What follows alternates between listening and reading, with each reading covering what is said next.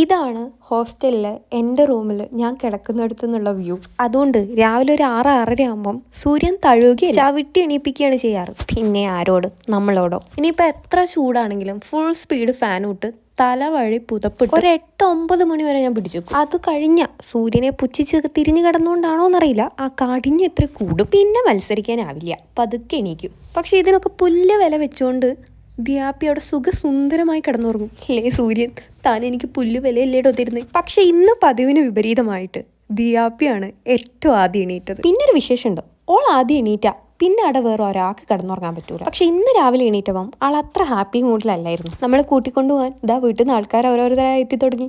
അവരെത്തുന്നതിന് മുമ്പ് നമുക്കൊരു ചെറിയ ഗിഫ്റ്റ് മേടിക്കാൻ ഒന്ന് പെട്ടെന്ന് പുറത്തു പോകണമായിരുന്നു. അത് മേടിച്ച് ഞങ്ങൾ നേരെ പോയത് കോളേജിലേക്കാണ്. TCക്കൊക്കെ അപ്ലൈ ചെയ്ത് തിരിച്ചു വന്നു. അപ്പോഴത്തേക്ക് എല്ലാവരും എത്തി. ഷടവടെ പിന്നെ പാക്കിങ്ങും എല്ലാം എടുത്തു വെക്കലൊക്കെ ആയിരുന്നു. അങ്ങനെ പതുക്കെ ഞങ്ങൾ വീടൊക്കെ പൂട്ടി ഇറങ്ങി.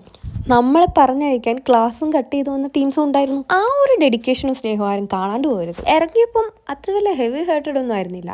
അമ്മമ്മേൻ്റെ കണ്ണു നിറഞ്ഞപ്പം ഒന്ന് കണ്ടു നിറയാൻ തുടങ്ങി. പിന്നെ നമ്മളൊക്കെ ഇനി അടുത്ത ആഴ്ച അതിൻ്റെ അടുത്ത ആഴ്ചയൊക്കെ കാണേണ്ടത് തന്നെയാണ്. കാർ കയറിയപ്പോൾ പിന്നെ ഞാൻ ആദ്യം തന്നെ ഐശ്വര്യ കൊണ്ടുവന്ന യൂറോസ് അങ്ങ് വാരി വെതറി. കുറേ ചോക്ലേറ്റ്സ്. ഇവളെന്നെ കാണാൻ വന്നതിൻ്റെ മെയിൻ ഉദ്ദേശം ഇതിനാണോ എന്ന് തന്നെ എനിക്ക് ഡൗട്ട് ഉണ്ട്. പിന്നെ ഇനിയിപ്പോൾ ആകെയുള്ള സങ്കടം എന്താ വെച്ചാൽ ഒരു PG സെറ്റപ്പ് ആയതുകൊണ്ട് ഒരു സെക്കൻഡ് ഹോം തന്നെയായിരുന്നു. ഈ ചുരം കയറി ഇവിടെ എത്തിയപ്പോഴാണ് അത് ഹിറ്റ്. ഞാനത് പറയുകയും ചെയ്യായിരുന്നു, അയ്യോ ഇനി അടി ഉണ്ടാക്കിയാൽ ഞാൻ എങ്ങോട്ട് തിരിച്ചു പോകും, എനിക്ക് പോവാൻ സ്ഥലമില്ല, ഇനി ഇവിടെ തന്നെ ഞാൻ കിടക്കണം. ആ ഒരു കാര്യത്തിൽ ചെറിയ സങ്കടമുണ്ട്.